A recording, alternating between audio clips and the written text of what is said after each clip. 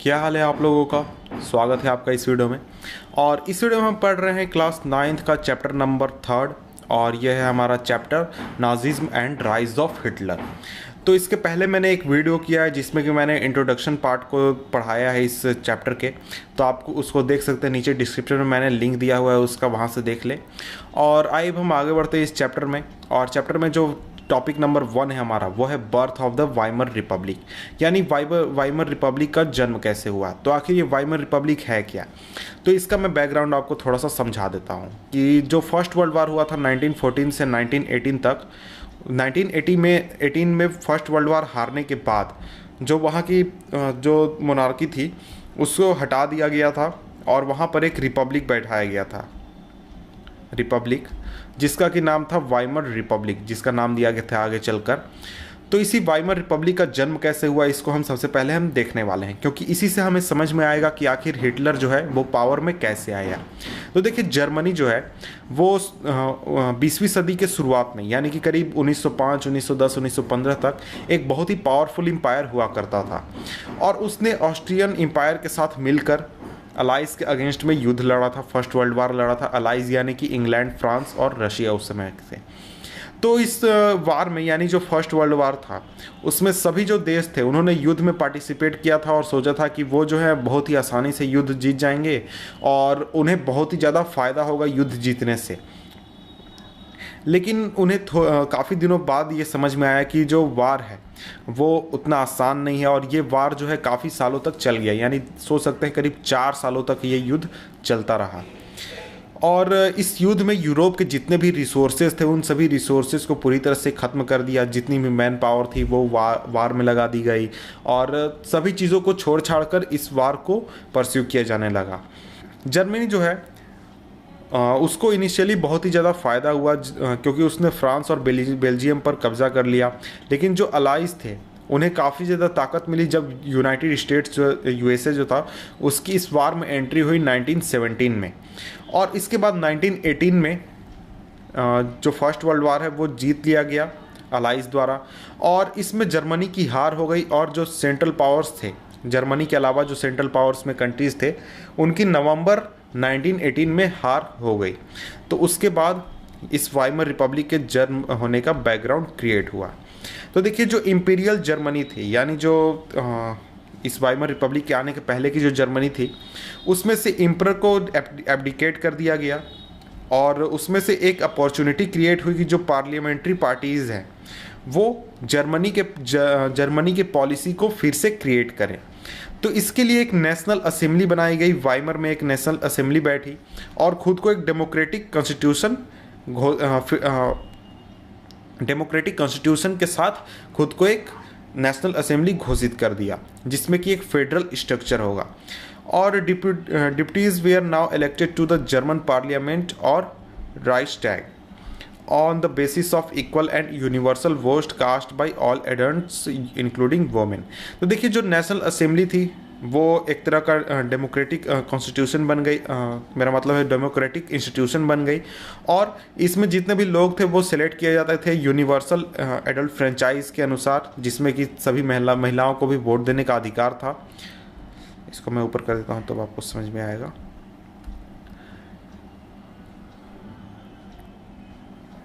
This republic, however, was not received well by its own people, largely because of the terms it was forced to accept after Germany's defeat at the end of First World War। तो देखिए, ये जो democratic institution था, यानी जो democratic structure था, पूरा democracy तो आ गई वहाँ पर जर्मनी में फर्स्ट वर्ल्ड वार के ख़त्म होने के बाद। लेकिन ये जो पूरा स्ट्रक्चर था इसे जर्मनी के लोगों ने स्वीकार नहीं किया। उसका रीज़न सबसे बड़ा ये था कि देखिए, ये जो बना डेमोक्रेटिक स्ट्रक्चर बना, डेमोक्रेसी बनी, उसने उन सभी टर्म्स को एक्सेप्ट किया जो कि अलाइड पावर्स द्वारा थोपा गया था जर्मनी के ऊपर। इस वजह से जो लोग थे जर्मनी के लोग वो काफ़ी ज़्यादा नाराज़ थे। तो इसका जो बैकग्राउंड ये है कि जो पीस ट्रीटी साइन हुई इन सभी कंट्रीज़ के बीच में, यानी कि जर्मनी के बीच में और जो अलाइड पावर्स थे उनके बीच में, उसमें ट्रीटी ऑफ वर्साई जो है नाम सुना होगा आपने पहले, अगर कहीं सुना होगा या फिर पढ़ा होगा तो। ट्रीटी ऑफ वर्साई हुई थी, जो सेंट्रल पावर्स थे और जो अलाइड पावर्स थे फर्स्ट वर्ल्ड वार उनके बीच। इस ट्रीटी में जो अलाइज थे, यानी कि जो आपका यूके, फ्रांस, यूएसए, ये सभी थे, इन्होंने मिलकर जर्मनी के ऊपर इतने हार्श और ह्यूमिलेटिंग एक तरह का ट्रीटी साइन किया कि जर्मनी के लोग उससे काफ़ी ज़्यादा आहत थे। उन्हें काफ़ी ज़्यादा बेइज्जती फील हो रही थी, काफ़ी ख़राब लग रहा था कि ऐसा नहीं होना चाहिए था। और इस ट्रीटी के अनुसार जर्मनी जो है उसने अपने ओवरसीज़ कॉलोनीज़ को खो दिया। जैसे कि अगर ब्रिटिश जो है उनकी इंडिया में कॉलोनी थी, वैसे ही जर्मन्स के कहीं और कॉलोनीज़ थे। उन सभी कॉलोनीज़ को जर्मनी को लूज़ करना पड़ा, अपने पॉपुलेशन का 10वां हिस्सा लूज़ करना पड़ा, और उसकी जो जितनी भी टेरिटरी थी उसका 13% टेरिटरी उसे लूज़ करना पड़ा। 13% टेरिटरी में जो रहने वाले लोग थे वो लोग भी दूसरे देशों का हिस्सा हो गए।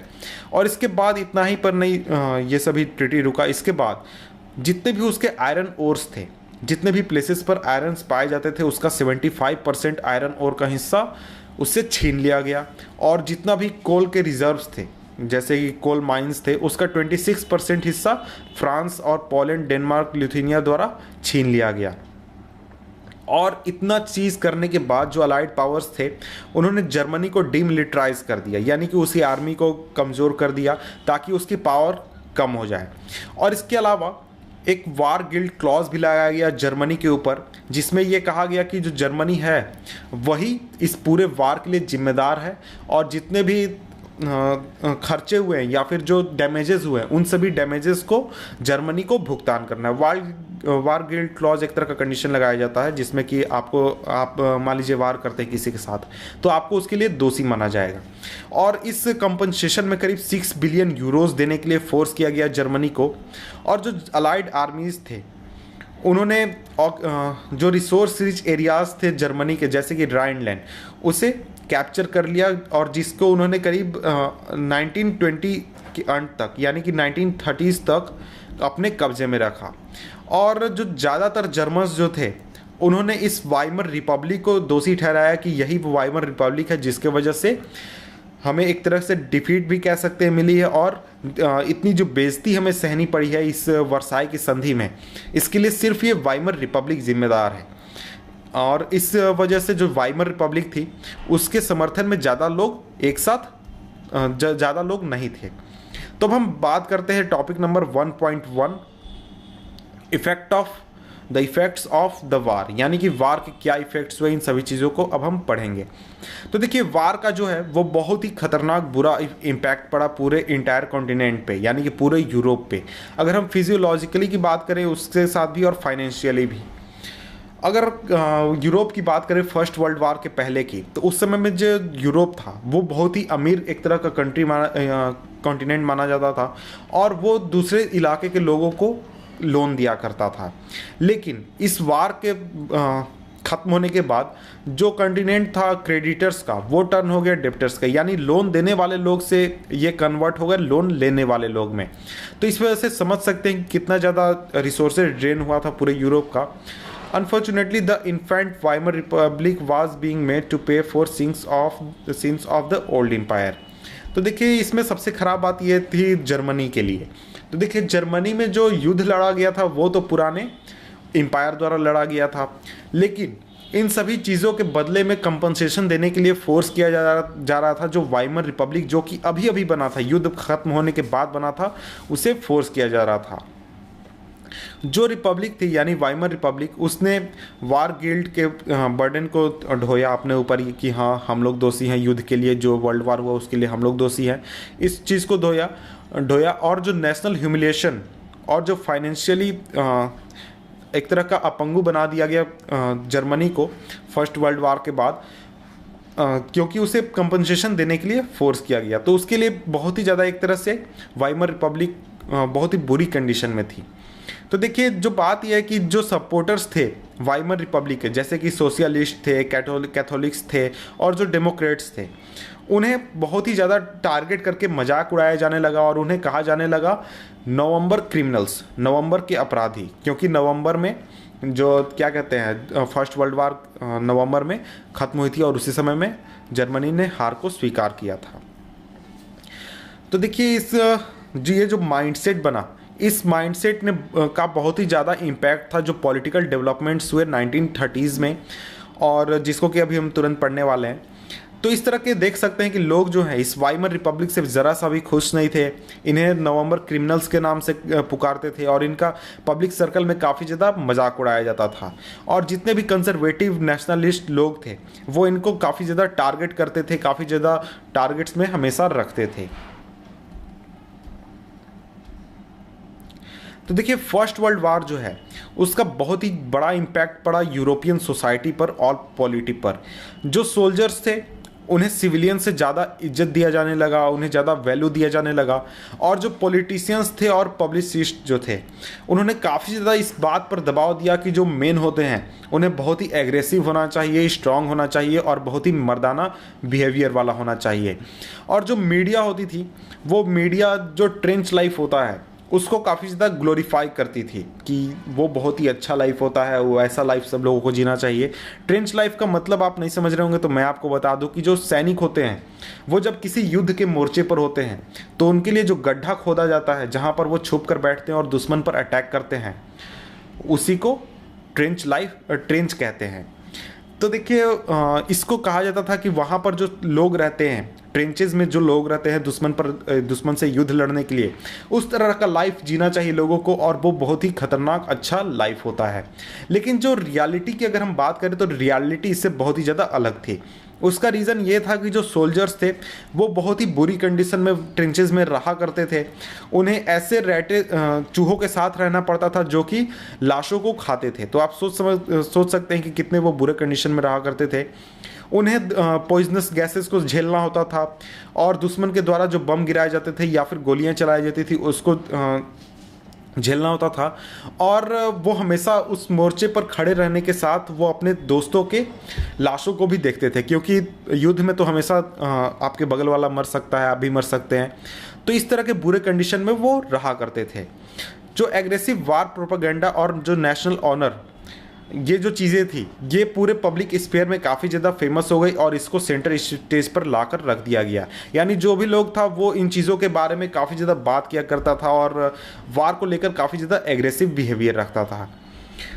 While popular support grew from conservative dictatorships that had recently come into being, democracy was indeed a young and fragile idea which could not survive the instability of interwar Europe। तो देखिए यहाँ पर बात यह है कि जो एग्रेसिव वार propaganda लोगों द्वारा चलाया जा रहा था और लोग जिसमें बिलीव करते थे और इन सभी चीज़ों के लिए जो पॉपुलर सपोर्ट आता था वो आपको कंजर्वेटिव डिक्टेटरशिप से आता था, और जो कि अभी कुछ दिन पहले आई थी। लेकिन जो डेमोक्रेसी थी वो बहुत ही एक नया आइडिया था और बहुत ही कमज़ोर आइडिया था उस समय के माहौल में, क्योंकि उस समय में पूरा वार का माहौल था और बहुत ही ज़्यादा इनस्टेबिलिटी थी। तो इस वजह से डेमोक्रेसी जो है वो बहुत ही नई आइडिया थी। अब हम आगे बढ़ते हैं 1.2 टॉपिक नंबर हमारा political radicalism and economic crisis. तो देखिए वाइमर रिपब्लिक का जो जन्म हुआ था वो उसके तुरंत बाद ही जो रिवॉल्यूशंस हुआ था, सॉरी आप ठीक से समझे नहीं, वाइमर रिपब्लिक का जो जन्म हुआ था उसके साथ साथ ही यानी करीब 1917-1918 में आपको बोल्शेविक रिवॉल्यूशन हो रहा था रशिया में। तो आप समझ सकते हैं कि जो वाइमर रिपब्लिक जिस समय हो रहा था उसी समय वहाँ पर भी हो रहा था। और इसके साथ साथ ही इसी आइडिया को यानी जो रशियन रिवॉल्यूशन था उसके आइडिया को एक ग्रुप था स्पार्सिस्ट लीग जो कि लागू करना चाहता था जर्मनी में। यानी जो रशियन रिवॉल्यूशन था सेम आइडियोलॉजी का वो जर्मनी में भी लागू करना चाहता था। और इसके लिए वर्कर्स के सोवियत बनाए गए और सेलर्स इस्टेब्लिश किए गए पूरे आपके जर्मनी में जगह जगह पर, और एक तरह का विद्रोह करने की कोशिश की गई। तो यहाँ पर आप देख सकते हैं इमेज आपको दिखाया गया कि एक तरह का रैली ऑर्गेनाइज किया गया किसके द्वारा, रेडिकल ग्रुप द्वारा, जिसका नाम है स्पासिस्ट लीग। और ये करीब 1918-1919 में बर्लिन में आयोजित किया गया था। तो हम आगे बढ़ते हैं और कंटिन्यू करते हैं अपने मेन टेक्स्ट को। तो बहुत सारे जगहों पर सोवियट्स बनाए गए, बहुत सारे शहरों में, और बर्लिन में जो पॉलिटिकल एटमॉस्फेयर था वो बहुत ही चेंज हो चुका था। और वो वहाँ पर जो एटमॉस्फेयर था उसमें लोग सोवियत स्टाइल गवर्नेंस की मांग कर रहे थे, और जो लोग इस चीज़ को अपोज करते थे जैसे कि सोशलिस्ट, डेमोक्रेट्स और जो कैथोलिक लोग थे, ये लोग इस आइडियोलॉजी को सपोर्ट नहीं करते थे, इसका काफ़ी ज़्यादा विरोध करते थे, और वो नहीं चाहते थे कि जैसा रशिया में हुआ रशियन रिवॉल्यूशन वैसा ही जर्मनी में हो जाए। इसलिए वे वाइमर में बैठे और वहाँ पर एक तरह का डेमोक्रेटिक रिपब्लिक उन्होंने घोषणा की कि जो अब जर्मनी है उसे हम डेमोक्रेटिक रिपब्लिक बनाएंगे। और वाइमर रिपब्लिक जो है, यानी कि वो जो हम क्या कहते हैं, जो संसद बैठी, उसने इस पूरे विद्रोह को क्रश कर दिया। और क्रश करने के लिए ऐसा नहीं है कि उन्होंने आर्मी का यूज़ किया, क्रश करने के लिए जो वार वेटरन्स होते हैं, जैसे कि जो सैनिक जो क्या कहते हैं रिटायर हो चुके हैं, जैसे कि उन्होंने आर्मी छोड़ दी है, वैसे लोगों के साथ मिलकर इस पूरे विद्रोह को वाइमर रिपब्लिक ने क्रश कर दिया। और जो एंग्विस्ट Spartacists later founded the Communist Party of Germany. जो ये जो स्पासिस्ट लोग थे, इन्होंने आगे चलकर कम्युनिस्ट पार्टी ऑफ जर्मनी की स्थापना की। और जो कम्युनिस्ट थे और सोशलिस्ट थे, ये एक दूसरे के बिल्कुल धुर विरोधी हो गए, और वो एक साथ अब कभी भी नहीं आ सके। और इसका सबसे बुरा इम्पैक्ट ये पड़ा कि जब हिटलर का राइज हुआ, तो हिटलर के राइज होने के बाद ये पहले से एक दूसरे के इतने ज़्यादा विरोधी थे कि ये कभी एक साथ मिलकर इन्होंने हिटलर के खिलाफ कभी भी बात नहीं की या फिर हिटलर का विद्रोह नहीं किया। Both revolutionaries and militant nationalist craved for radical solutions. तो देखिए दोनों जो लोग थे, जैसे कि रिवॉल्यूशनरी जो थे और जो मिलिटेंट नेशनलिस्ट थे, यानी आक्रामक नेशनलिस्ट जो लोग थे, वो रेडिकल सॉल्यूशन चाहते थे, यानी जो सॉल्यूशन है उसको जल्दी, कुछ खतरनाक सॉल्यूशन चाहते थे कि जल्दी से उसे कुछ ऐसा इम्प्लीमेंट किया जाए कि हमारी जो प्रेस्टीज है, हमारा इज्जत है, इन सभी चीज़ों को बचाया जा सके। Political radicalization was only aided by the economic crisis of 1923। तो देखिए जो पॉलिटिकल रेडिकलाइजेशन था उसे काफ़ी ज़्यादा बल मिला जो इकोनॉमिक क्राइसिस हुई थी जर्मनी में 1923 में। तो देखिए जर्मनी जो है उसने युद्ध लड़ा था, यानी जो फर्स्ट वर्ल्ड वार लड़ा था वो पूरी तरह से लोन लेकर लड़ा था। उसके अलावा उसे जो क्या कहते हैं रिपार्टीशन होता है, उसके लिए जो पेमेंट देना पड़ा उसे गोल्ड में देना पड़ा। और ये एक तरह से रिपार्टीशन का मतलब जो क्या कहते हैं वार क्राइम के लिए आपको पैसा चुकाना पड़ा, उसको गोल्ड में देना पड़ा। और इसका रिजल्ट ये हुआ कि जो गोल्ड रिजर्व था जर्मनी का, वो बिल्कुल समाप्त होने की स्थिति पर आ चुका था। और इस वजह से 1923 में जर्मनी की जो वाइमर रिपब्लिक थी उसने पैसा देने से इनकार कर दिया कि अब हम जो हैं वो कंपनसेशन नहीं दे पाएंगे, हमारी बिल्कुल औकात के बाहर की चीज़ ये हो चुकी है। और इसका रिज़ल्ट ये हुआ कि जो फ्रेंच सरकार थी उसने जर्मनी के इंडस्ट्रियल एरियाज़ को कैप्चर कर लिया और कोल रीजन्स जो थे उसको कैप्चर कर लिया, जिसका नाम है रूर। जर्मनी जो है वो एक तरह से विद्रोह कर ही नहीं सकता था क्योंकि उसको डीमिलिटराइज कर दिया गया था। तो उसने क्या कहते हैं शांति के साथ विद्रोह किया और उसने शुरुआत कर दी पेपर करेंसी को प्रिंट करना। और इतनी ज़्यादा मात्रा में पेपर करेंसी को प्रिंट करना जर्मनी ने शुरुआत कर दिया कि आप अगर ध्यान दें तो जर्मनी की जो करेंसी थी उस समय मार्क थी, अब अभी का पता नहीं कि कौन सी है, मार्क थी। उस शुरुआत में यूएस डॉलर के मुकाबले एक मार्क की वैल्यू हुआ करती थी 24,000। अप्रैल में 24,000 हुआ करती थी। जुलाई में ये हो गई 3,53,000 मार्क्स एक डॉलर के बदले। अगस्त में 46,21,000 मार्क्स एक डॉलर के बदले। और अगर हम आगे बात करें तो आगे दिसंबर तक 9,88,60,000 मार्क्स पर $1। तो आप समझ सकते हैं कि कितनी बड़ी ये संख्या हो चुकी थी। तो आगे चलकर ये जो संख्या ये ट्रिलियंस तक पहुंच गई थी। तो जैसे जैसे मार्क की वैल्यू जो है वो कोलैप्स कर गई, वैसे वैसे जो प्राइसेस होते थे गुड्स के, यानी कि जितने भी सामान लोग खरीदते थे उनके प्राइसेस जो हैं वो बहुत ही ज़्यादा बढ़ गए। The image of Germans carrying cartload of currency note to buy a loaf of bread was widely publicized, evoking worldwide sympathy।